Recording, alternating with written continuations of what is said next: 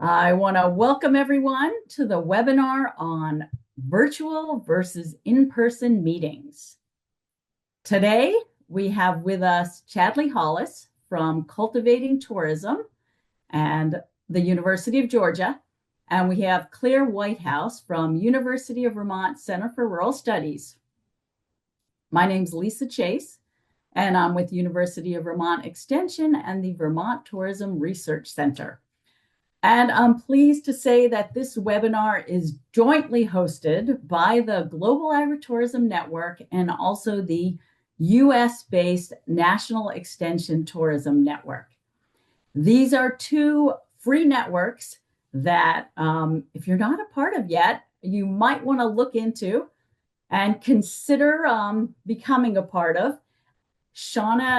Shauna Perrin, who is behind the scenes, making sure everything goes smoothly, is going to drop into chat two links, one for the National Extension Tourism Network and one for the Global Agritourism Network. So if you're somebody who likes to multitask, feel free to click on those links and check out those networks and see if they might be useful for supporting your agritourism business, research, however else you're working in agritourism. If you're someone who doesn't like the multitasking and doesn't like to be distracted by chat, it's fine to keep that chat box closed for now, but we are going to open it up and use it pretty soon. Because what we want to do is understand a little bit about who is the audience here. And now I'm sharing the results of who's here with us today. And we've got about 30% are farmers ranchers. Let's see, it looks like the highest percent, 40%, is extension service providers. And then we've got about a quarter. Oh, we got a whole bunch of business owners, managers, 29%.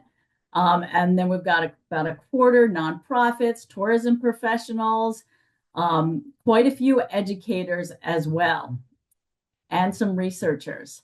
All right, I'm stopping sharing that poll because we've got one more poll at the beginning. Ending the poll, and I'm sharing the results. And it looks like, wow, the vast majority, 84%, are offering in-person events. 66, about two-thirds are doing virtual synchronous events like webinars. And then we've got some recorded videos, hybrid events, and some people that are not offering events. It's really great to get a better sense of who's here in the room with us. And now I would like to turn it over to the topic of the day and the first presenter, who is Chadley Hollis from Cultivating Tourism and the University of Georgia. And Chadley is also the secretary of the Global Agritourism Network. We can't go on without mentioning that. Please join GAN if you're not a part of it. Hi, everyone. My name is Chadley. Thanks for joining us today. Claire and I are going to be talking about some ongoing research over the last few years about events, virtual and in-person events regarding agritourism. And as we've learned over time, we know that this collaboration, we've learned more and more that this collaboration is so important to rural communities. And networking fosters collaboration among agritourism operators, and it really can make a difference when you're talking about the viability of rural communities, and especially those like destinations that rely a little bit on agritourism that have this urban-rural linkage and that need networks and collaboration. It's important for entrepreneurship and the viability of our farms around the world. Events can be a way to sort of to keep this collaboration going, enhancing the networking, capacity building among operators and among stakeholders, and of course, connecting people, as always, generates innovation, encourages collaboration and innovation in the sector. But increasingly so, as we saw through the pandemic and after and to now. Creating and growing these networks and maintaining them is a challenge. And so I'm going to break down a few of the key benefits of different types of events. Virtual, what we're participating in right now. It's cost effective other than our time and labor. There really hasn't been a lot of, and I guess a membership subscription. It really doesn't cost all that much money. It's inclusive. We're able to integrate things that make it easier and more accessible for folks around the world, as we've shown, to attend this without traveling, without giving up much. And it's scalable. We could host hundreds of people here, and it wouldn't really make a big difference. We'd be able to talk in the same way that we are. It might get a little challenging, even more so with the networking piece, but it is possible. With in-person events, of course, we've learned that this is all a review of the research that stronger relationship building and immersion in the event is much easier in in-person events. And hybrid, on the other hand, they balance this ability to reach more people, and you still get some higher interaction quality. But the reality with hybrid events is that they can be extremely expensive, mostly because you're paying for the virtual component and the in-person component, whether that's getting a space, or whether you have a space and you have to have the staff to manage the space for you, or if you're or if you're renting a space. So it can get really expensive to have a hybrid event.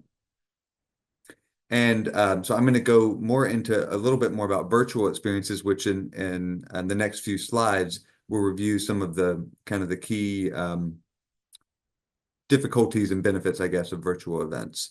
So virtual events offer, like I said, accessibility, but they lack these experiences where you and I are connecting on a more intimate level.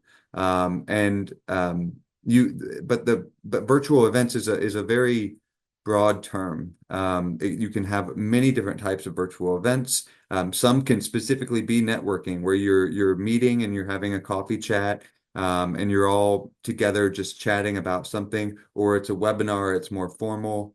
And there's a whole type, different typologies of events that happen virtually that you might adapt based on your goals. And the impacts of these different events can vary across event types. And one of the major things with events, with virtual events, is technical difficulties.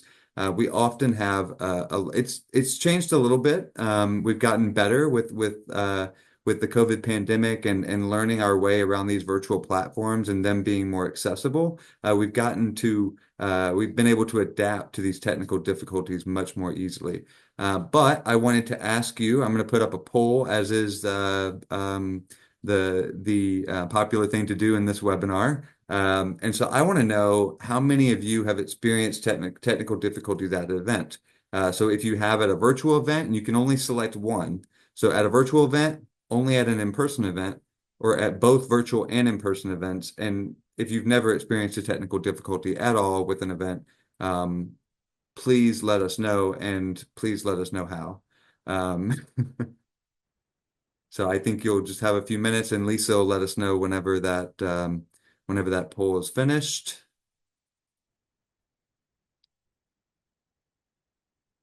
Okay, my point was proven. That was my goal. So my goal was to show you that technical difficulties, even though virtual events are highly technical spaces, technical difficulties aren't just present at virtual events. I think we maybe all knew that, but the reality is all of these difficulties happen both in person and at virtual events. Next slide, please, Claire. And one of the biggest challenges of virtual events is engaging people, as we've referenced several times. We're going to do our best here in this webinar with limited resources to engage folks, but we're going to use the tools at our disposal to do that. We have things on Zoom like chat. We have the polls. We have other things within Zoom that we're not using. There's also things like tools like Mentimeter and Poll Everywhere, and these other tools that allow us to really get feedback from you in real time and improve the interaction between me, the speaker, and you. And you might have used these things before, and they might have come in handy for you. And you might have also gotten a lot of information from them.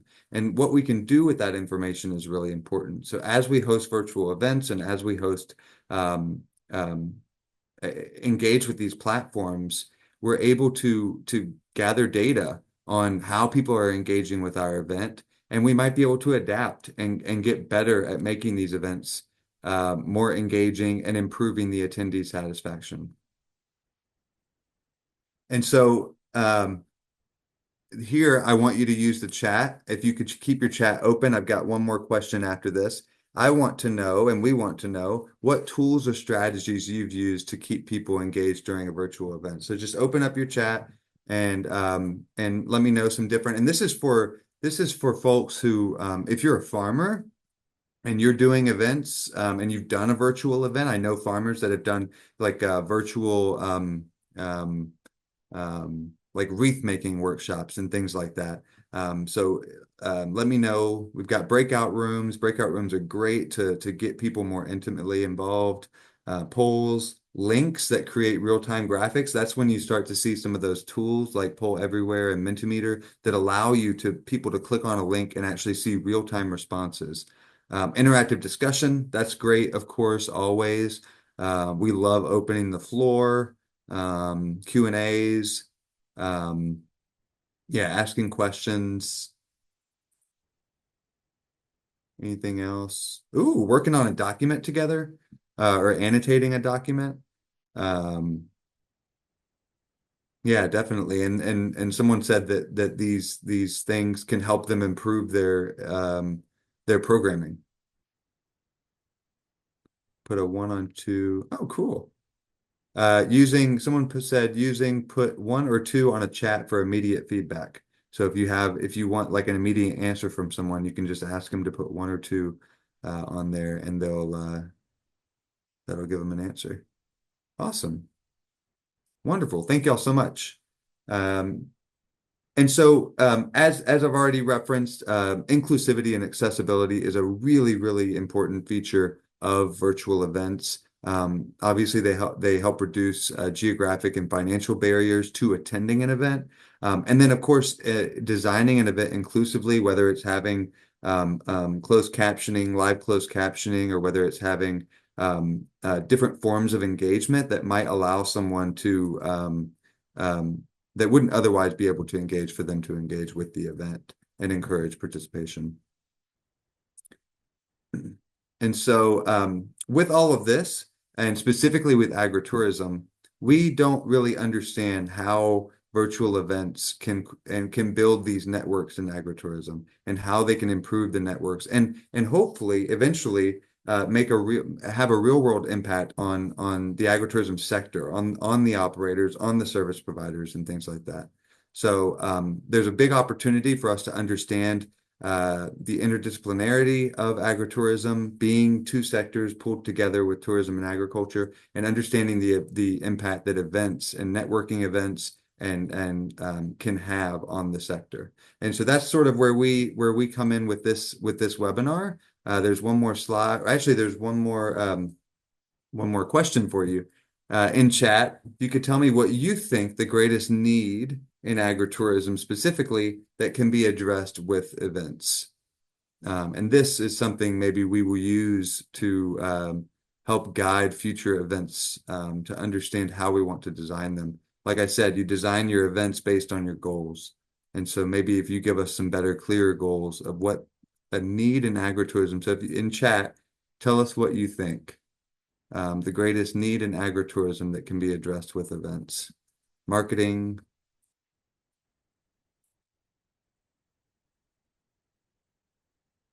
networking. It's an opportunity for Tim in Tasmania to connect with, I don't know, name a farmer somewhere else where they wouldn't maybe otherwise be able to. Um, Better assistance systems with profitability, how-tos, marketing. Yeah, just overcoming isolation, just pure social impacts, right? Allowing people to kind of to hop onto a call with like-minded individuals, people in the same sector, and allow them to engage. Enhanced marketing. Marketing's a big one. Social connection, again, collaboration, like allowing people to connect socially, and maybe they end up being professional collaborators. Um, there's a good question. Maybe we can find a way to address it. If customers pay to our, I don't know if we have the capacity right now to answer that, but if customers pay to come to our place for an agritourism experience, how can the agritourism operator get paid? There is a way to charge people for a virtual event. So I definitely encourage you to do that if that's something that your audience is looking for.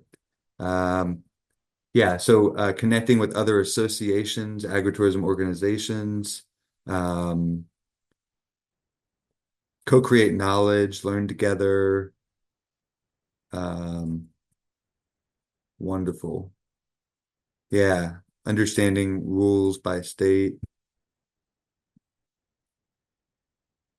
Awesome.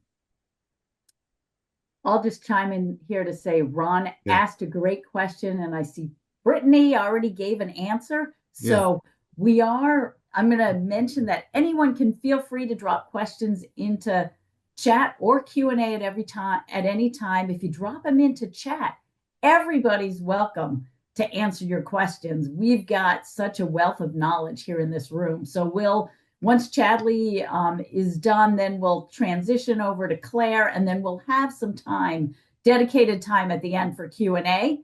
But drop questions into chat or Q&A at any time, and you don't have to wait for Claire, Chadley, or myself to answer. Like Brittany jumped in with a great response. Others can also share how they've been monetizing virtual events on chat and do that little background talking. And now, Chadley, I'll hand it over to you, who can then hand it over to Claire when you're ready. yeah. So I just have one more slide summarizing everything I've already said, if you wouldn't mind, Claire. So in summary, virtual and hybrid events can be key tools for knowledge sharing and agritourism growth.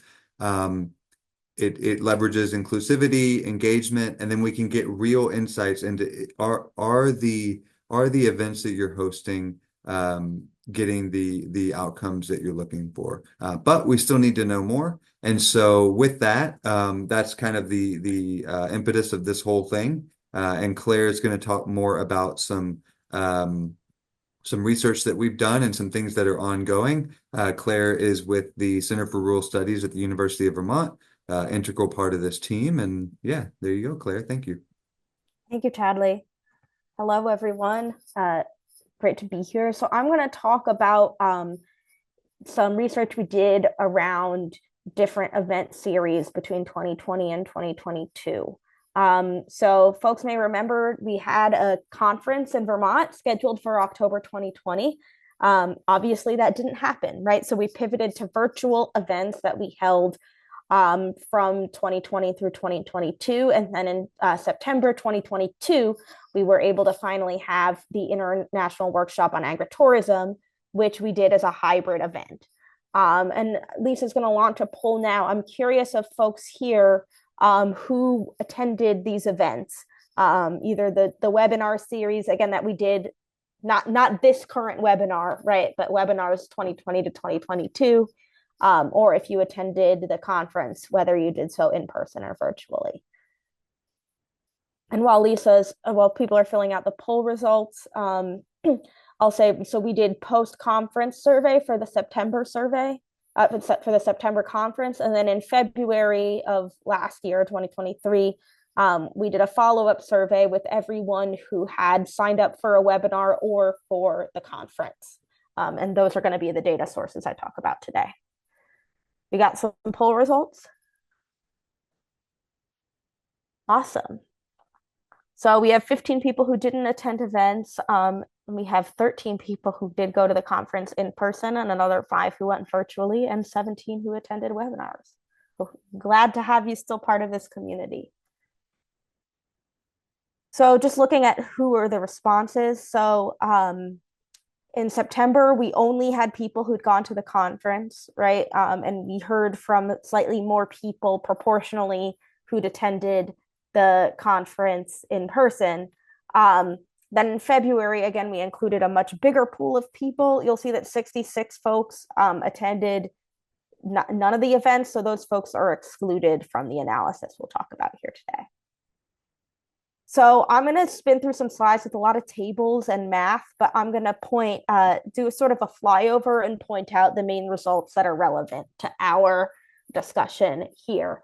And I'll be talking first about the anticipated and actual results people thought they would get out of the conference. And so, of course, in September, the conference just happened, so they were anticipated. And then in February, we asked conference and webinar attendees what they had actually achieved in the succeeding 6 months.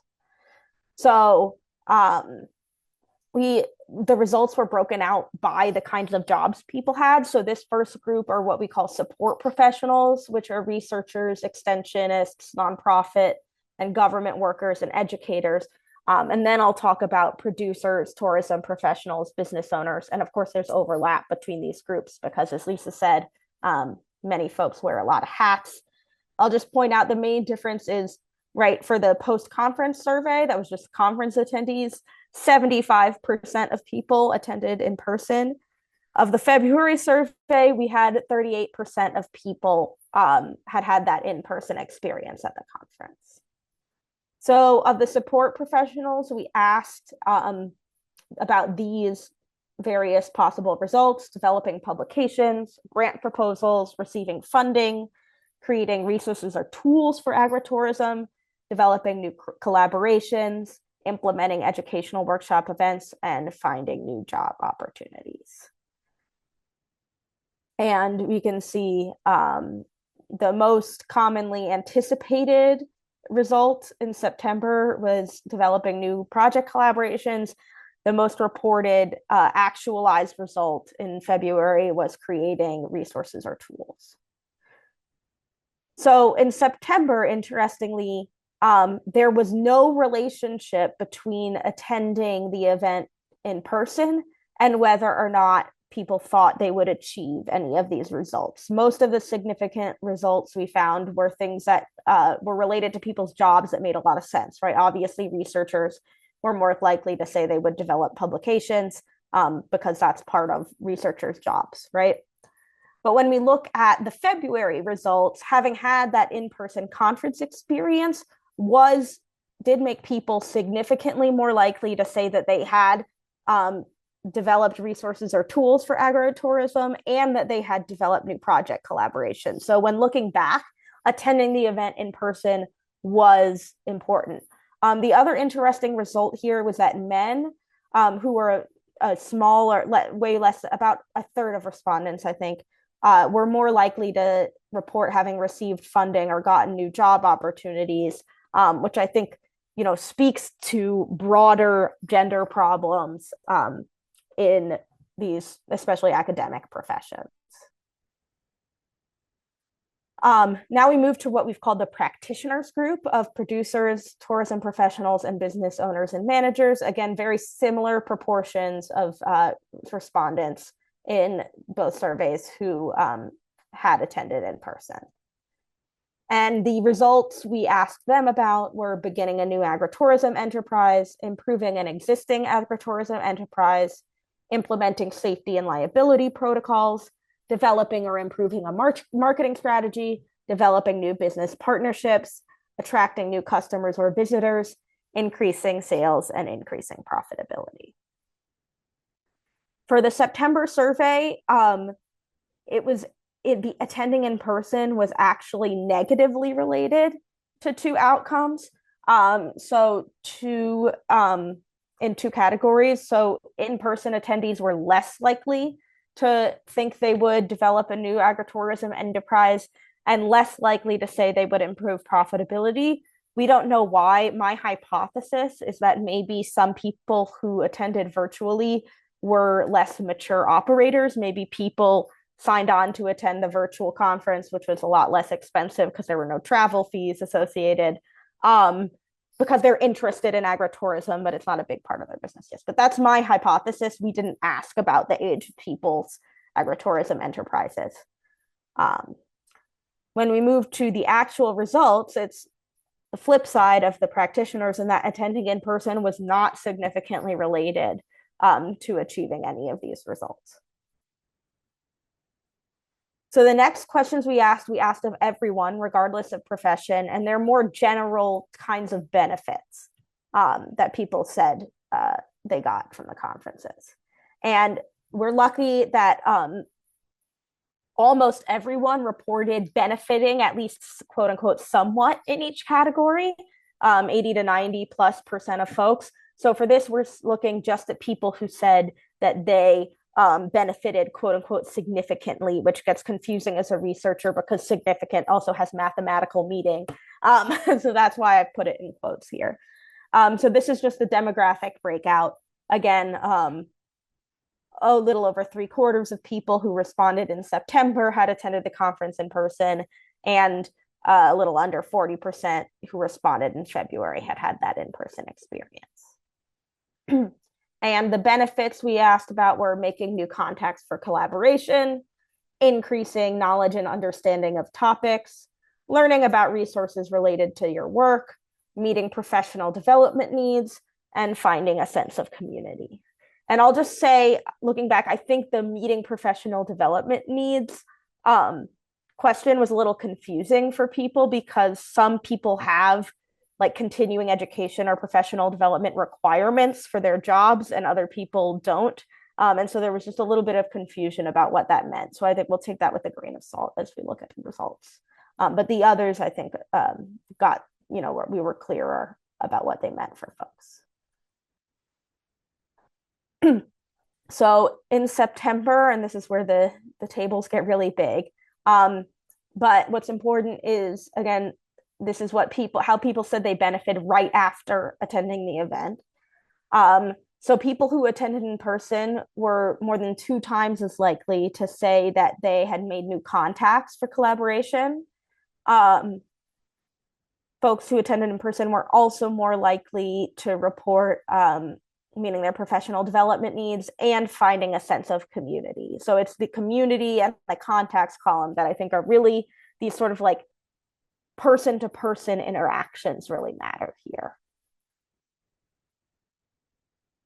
In February, we see the same results, right? So it's really consistent here that folks who attended in person, even looking back from February, were significantly more likely to say they made new contacts, met their professional development needs, and found a sense of community. And then we also, in both surveys, had opportunities for people to write in additional thoughts, which lets us know a lot more about what people mean when they check those boxes, right? In terms of networking, we see some clear themes, right? Someone who attended in person said, the in-person networking was excellent. As a new entrant into the field, I probably increased my professional network by 500%. And they go on to say they wouldn't have gotten these benefits virtually. And at the bottom, though, a virtual participant says, I attended virtually. While I found a lot of the presentations worthwhile, I would have really liked being there in person, right? But then we also, on the flip side, saw people talking about accessibility. A virtual respondent, and many wrote in saying it was possible for me to attend at all by having the virtual format. It was great. Like often the choice is in this hybrid event isn't between attending virtually or attending in person. It's I can't attend in person, so I can attend virtually or I can't attend at all. Be it for visa issues, as the second person writes in, financial issues, it's harvest season, whatever it may be. We also had people who attended in person appreciating that the hybrid element made it more accessible, right? Someone attended and got sick, this third person, and said it allowed me to still be present. I could still tune in. The other, I think, major benefit that came from the investment of having a Zoom setup and film setup in every room to make hybrid possible is that also meant we could record all the presentations, right? So someone who attended in person said, I very much appreciated that all sessions can be accessed later. I don't have to choose, and the accessibility to virtual participants. Right. And I definitely have gone back and watched those videos. Those videos are all still up on the YouTube page. So people can still now, 2 years after the conference, watch what happened there. And I've definitely missed that for conferences I've attended that have been in person only since. So, what are some of the takeaways from this research and what we've learned in our little agritourism world, right? Virtual gatherings allowed this network to grow and diversify across the globe, setting the stage for the global agritourism network. I don't think we would all be here today had the COVID pandemic not happened, had we not learned how to connect virtually.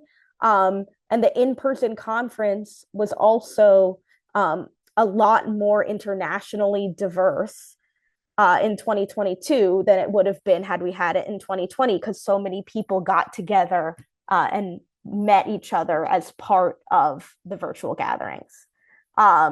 We found that virtual attendance at webinars and the conference were equally effective for spreading knowledge and access to resources, right? Of those benefits and results people got, the ones related to learning things about your work and gaining new knowledge were not related to whether or not you attended in person. So if you're just looking to share information, if that's the main goal, then the more accessible and more cost-effective virtual event may be the right choice. On the other hand, in-person events are still really important for building relationships. And as we've shown all these beautiful pictures of the agritourism events people went to on the second day of the conference, for conducting agritourism itself, right?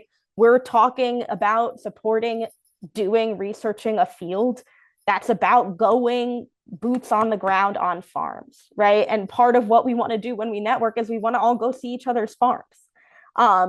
And it's important for us to find opportunities for those in-person connections, even as we connect virtually in spaces like we're in right now.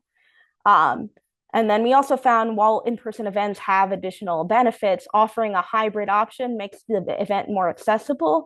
And that's more accessible both for people who can't attend in person and people who can, who may get sick or just don't want to have to choose and want to be able to go back and watch other events later.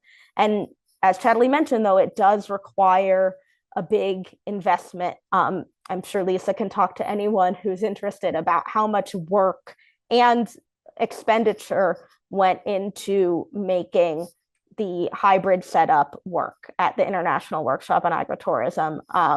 But that benefit is that those presentations don't just live in that 15 minutes of time, right? Anyone can go back and watch them even now. So if you are able to make that investment, it can reap huge benefits.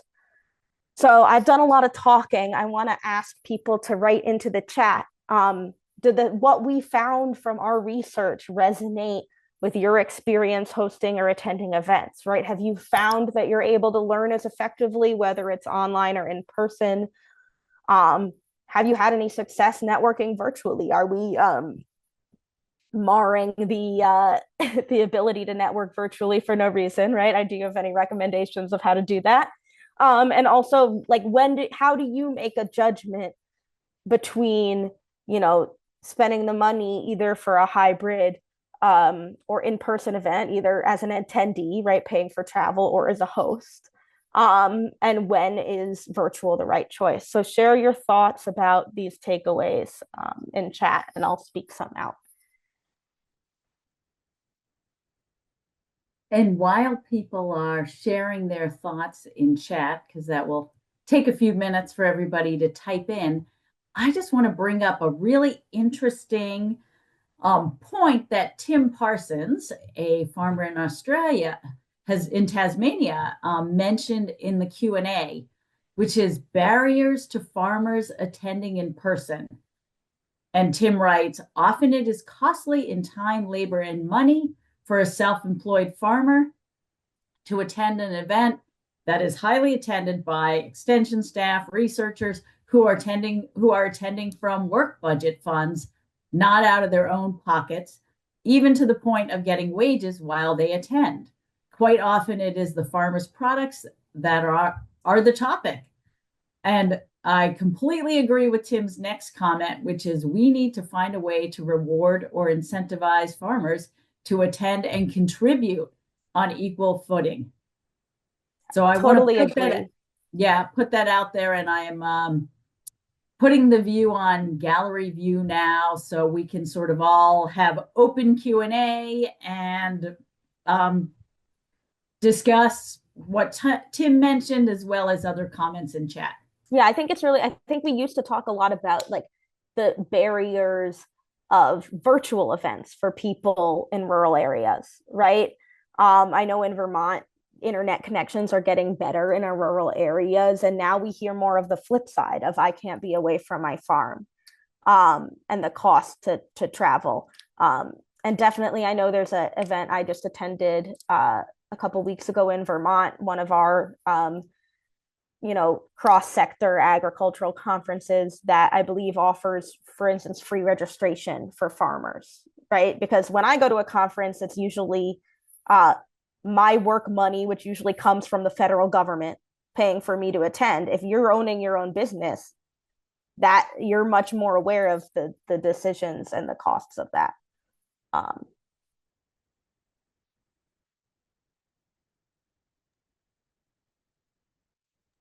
Yeah, I see a lot of comments about the prohibition of cost. Yeah, and I really agree with you, Tim. I think that we have to, Tim says, I'd like to see the portion of the conference budget to subsidize vetted practitioners to attend. And I want to say, when you type into chat, feel free to select everyone if you want everyone to see your response. I think the default, unfortunately, is hosts and panelists. So Chair Claire, Chadley, and I can see it, but not everyone can see it. And actually, the people watching the recording in a week or a year or whenever, they can't see any of the chat. So Claire, Chadley, and I can share out what's in chat.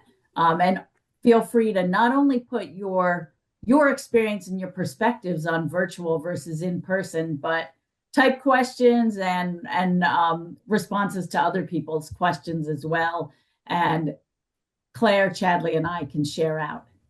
Yeah, and Beth Kennett, who's a farmer here in Vermont, adds, right, not only does the farmer business owner incur the expense of the conference, we often have to hire someone to take our place on the farm while we're away. And especially for someone like Beth, who's a livestock farmer, right, that expense exists year round. Cows got to eat. So that's what we, in fancy economist terms, would call an opportunity cost. But we all know what that's like in our real lives.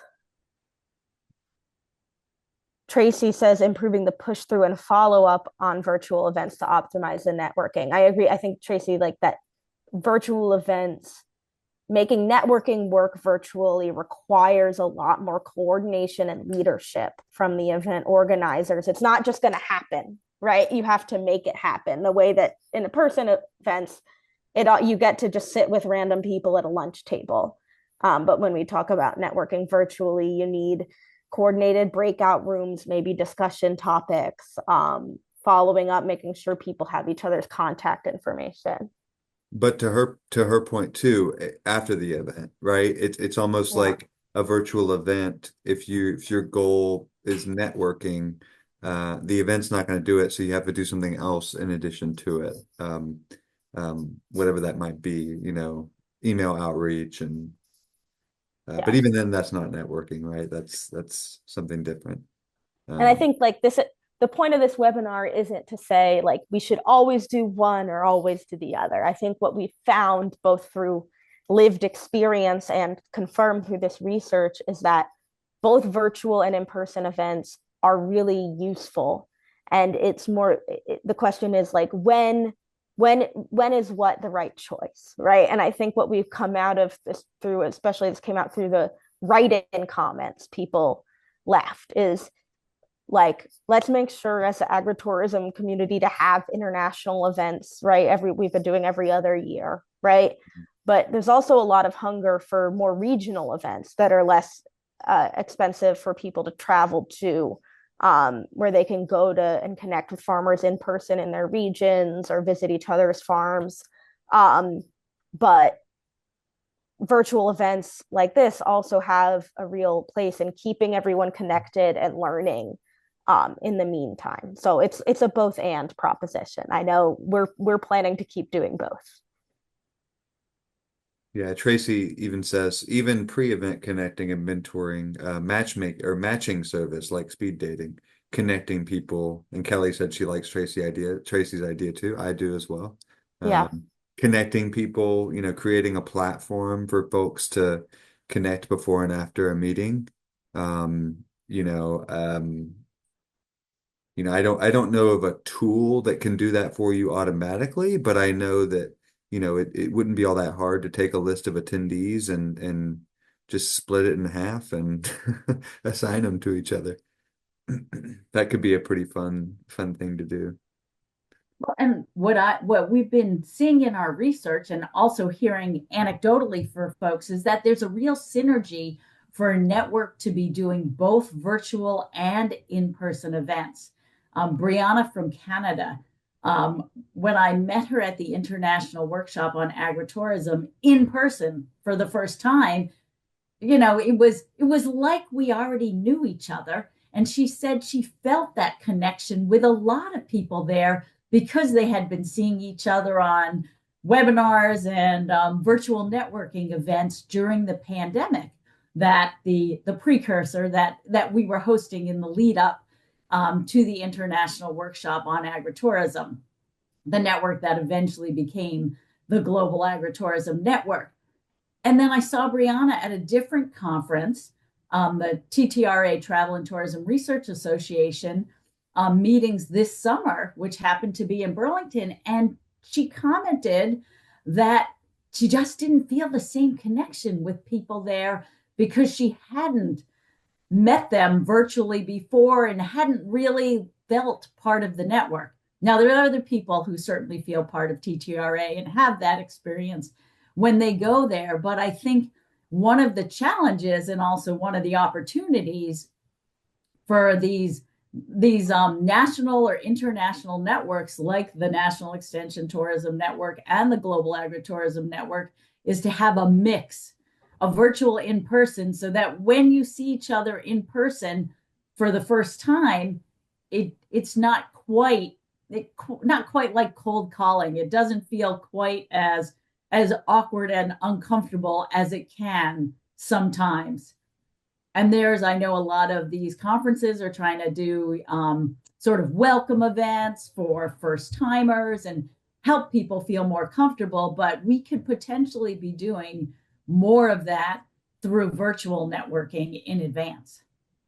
Certainly. I mean, I had that experience with the Global Agritourism Network and a recent agritourism conference in Bolzano that many of you are probably aware of. But some of the folks with the Global Agritourism Network that I was able to see there, that I had met once, and we connected, sure, but I hadn't seen them in 2 years, and so, but in person, but it didn't feel like that because I'd seen them online countless times because of all the virtual events. And so I felt like I really knew them. And it was just picking up where you left off. And I think, when you're trying to build a network, when you're trying to be productive, not just be friends, but move something forward in some way, when you don't, if you keep losing time every time you're waiting on the next conference or you're waiting on the next opportunity to see each other in person, yeah, you lose time and you lose the potential for something bigger and something more. So Yeah, I'm seeing a lot of feedback on Tracy put in an idea that we mentioned about pre-event connecting and mentoring, a matching service like speed dating, and I'm seeing a lot of positive feedback back about that, as well as smaller and shorter focused virtual events around a single topic. So they're especially that one-on-one mentoring and connection may be something that we can really build. Claire, did you want to chime in? I was just gonna say, right, that's something we talk about um for events like these. Like right now, because we're in the webinar format of Zoom, we're not able to invite you all to say these things yourselves out loud. We have to read them out for you. Um, when you have a smaller event, 15, 20 people virtually, it's a very different thing. It's not quite as different as in-person versus virtual. But as Chadley pointed out at the beginning, not all virtual events are created equally. So having smaller, more niche events for, I don't know, peach farmers practicing agritourism who want to talk about peaches, right? Yeah. Having a gathering of small, you can maybe do some real networking virtually in that space.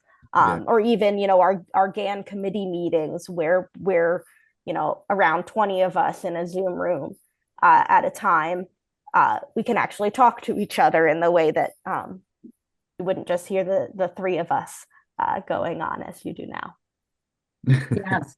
I want to go back to a question that was brought up earlier, which is how do you make money off of virtual events? And Colette put into the chat, what was the cost for the virtual option for the 2022 conference? Wondering for a conference they will offer next year. And we have a few minutes for Q&A before we wrap up. So I want to address that. And many of you out there have a lot of experience with this. So feel free to type your thoughts into chat. And while you're doing that, I will say that we decided to do the hybrid conference in 2022 because we were still coming off of the pandemic. And a lot of people didn't feel comfortable traveling yet. Coming to the US is hard for a lot of countries. We had several people from a variety of countries, India, Nigeria, many countries around the world that planned to come, wanted to be there in person, but didn't know if they could get visas. And in the end, we had a lot of people joining online specifically because they couldn't get visas on time, even though they had the funding lined up and the time blocked out and were planning to go.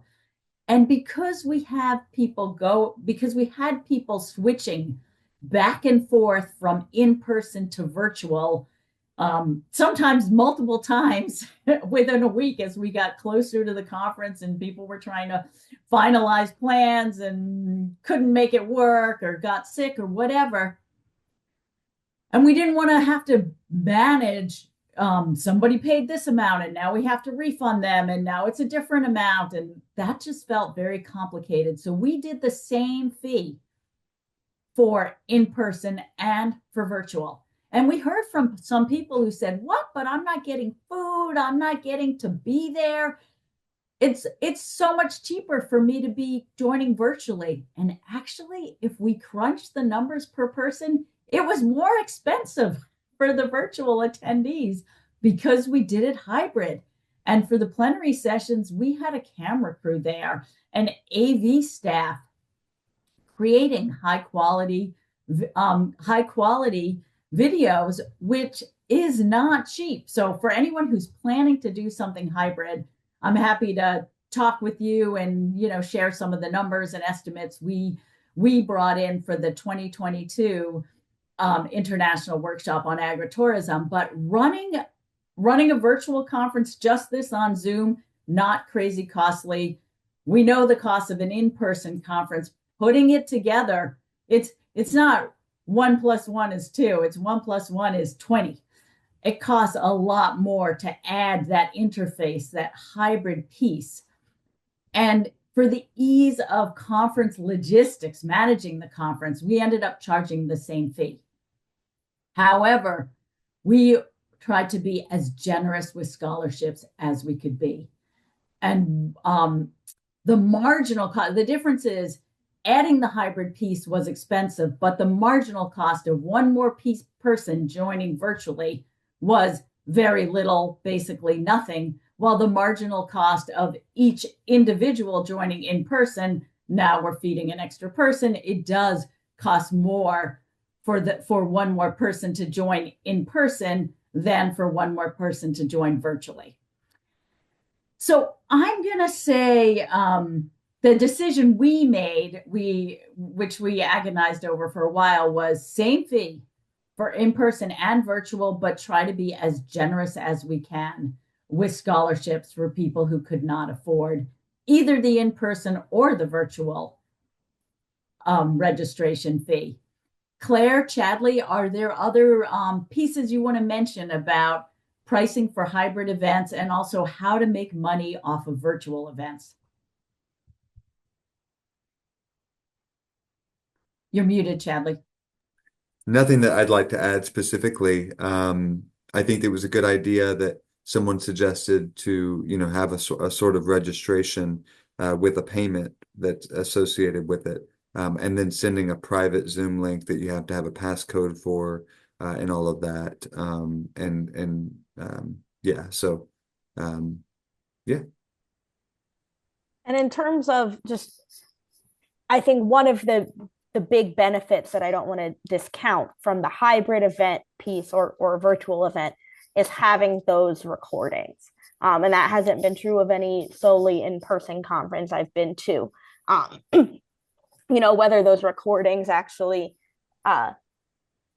put money back into the event. You could monetize a YouTube video realistically. I don't know that you're going to have, 1 million people watching our agritourism research presentations, but the benefit for the people doing the presentations of being able to share those out, as well as just continuing learning, is really big. So that's maybe a non-monetary benefit, but a big side benefit that comes from hybrid that everyone, whether they attend in person or virtually, really appreciates. So thanks so much to all of you. Let's stay in touch.